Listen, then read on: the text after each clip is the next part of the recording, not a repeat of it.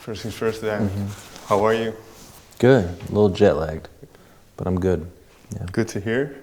So before we talk about the debut album, I want to talk about something that you've said about the album, which is it's a whole history of everything I love about music. Well, yeah, I think I probably said that just trying to relate the fact that a lot of the guys who played on the record were involved in some of my favorite recordings. Right. But so do you remember, if you go back to your childhood, when this love for music was instilled in you? Since I was just a little kid, always had music at the house, and whether it was my dad's records or my mom's family playing, or my mom she played piano too, Okay. so I would always hear and see music and musicians growing up. And so was it very early on that you knew that you wanted to become a musician, you wanted to play music and...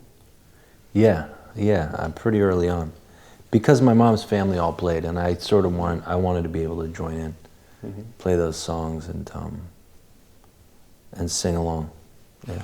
And something else, because the new album you work with some very interesting people. So, and you said about this also, you got to hang out with people who really changed my outlook on life and music. Yeah. And if we go back to your early days, were there certain people along the way that changed your outlook on music? Sure. Yeah. I mean, like those people I just mentioned, seeing that and then just certain people along the way, musicians that I would see play, people that played locally in Akron, but I never had that. There were never, being in Nashville is totally different. Right. There's just so many more musicians, and there wouldn't have been musicians like these guys in Akron, because they're in Nashville because they can make a living playing music, Right. But so it was very unique to like Nashville. So when was the idea born to move to Nashville? Was that early on? That was about 8 or 9 years ago. Okay. Yeah. I was in Akron, and I knew I wanted to get out of Akron, but I didn't want to go to New York. I didn't want to go to LA. Why did you want to get out of Akron? Because it's a small town. Sure. Wasn't much going on. I needed a little bit more. And then, how did you settle in Nashville? You say you didn't want to go to LA, you didn't want to go to New York. Well, I used to go to Nashville when I was younger, when I was like 18, 19, and I'd spent some time there, and I liked the music there, and I don't know, I went down there and I visited a friend who lived there, and he showed me around, and I just really liked it, thought it was great. And then obviously Nashville has a very rich musical tradition. So have you noticed about your own approach to the music, even producing, but also creating yourself? Did it change having moved there, your approach or the way you see music? Yeah, I mean, I change all the time. Okay. Change every time I make a record, I learn something new or get a new outlook on something, and it changes the way I think. But it just broadened my horizons, and it made, like I said, I had all those people there available that weren't there before, all those resources, I guess. Just everything, not just musicians, but engineers and just instruments, that I didn't have at my disposal before. Yeah. And what is one thing then that really stuck with you, a lesson that you've learned there in the last couple of years then maybe?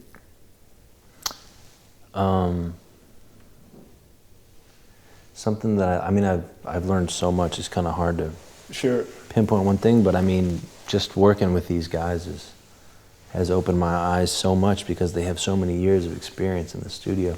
Making records, I've learned a lot from them.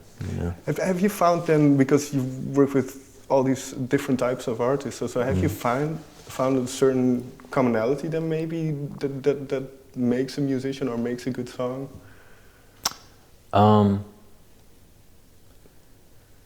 Yeah, for it to be a great song, it has to be just undeniably great.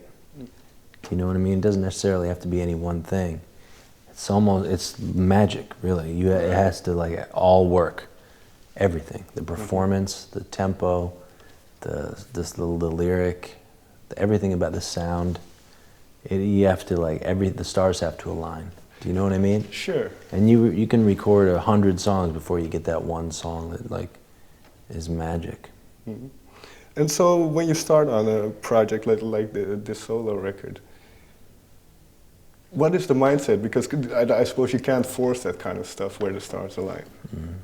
Well, with this one, I wasn't even thinking about making a record. I was just started recording, and I was doing lots of writing and lots of recording all week, every week, all summer long. Started last summer, and that's really how this record started. It was just born out of these sessions, these songwriting sessions and recording sessions. And I believe this was with John Prine, and it started, like you say, a while ago. Well, you know, John was one of the people that I wrote with, and Pat McLaughlin and Bobby Wood, and I've written with a bunch of people over the last couple of years, yeah. And what did you find writing with these people? Because they are different people than you normally used to work with. So what did you... Well, I've never really written with anybody. So this was very different. You know, these guys have been writing songs for a long time, you know, I mean, and they've also like, you know, they have their personalities are fully formed, and it's kind of, it was interesting. I mean, they all have their little quirky styles, you know, their own little things that they do. Yeah. But I find it interesting then, because, well, you're also used to producing a lot and to being in control. So what was it like this time around? Did you approach it the same way? That kind of put on your captain's hat and... Well, I mean, when I was recording, yes, but when we were writing, no. Okay. Yeah. So was it easy then to let go and kind of, because like you say... I thought it was fun. I really liked it. Okay. Yeah. What was one of the first songs that came out of that kind of was formed out of these sessions? I mean, Waiting on a Song was one of the first ones. Do you kind of remember the initial spark for the track? Yeah, I mean, we wrote it at my house with John and Pat and Fergie. Or was Fergie there? I don't remember. But John came up with that first couplet, and then it just started rolling from there. And did you have an idea around this time of what type of songs you wanted to write? Nope. We just wrote them. Didn't even think about them. Okay. So when tried not to think about them. That was one of the things that I learned this summer. I think was to like try to stay out of my own way. Do you know what I mean? Not think about stuff too much. Just do it. Was that a reaction then maybe to earlier work you've done? No. Or just? It was something that I learned from these guys. Okay. And so how do you do that? Because I can imagine that that's quite a difficult thing to do. Well, I mean, just getting to a place where you're just going for what feels good and less about what intellectually makes sense. Right. Trying to keep my intellect out of the room. Do you know what I mean? Sure. Because some songs are kind of poetic and meaningful.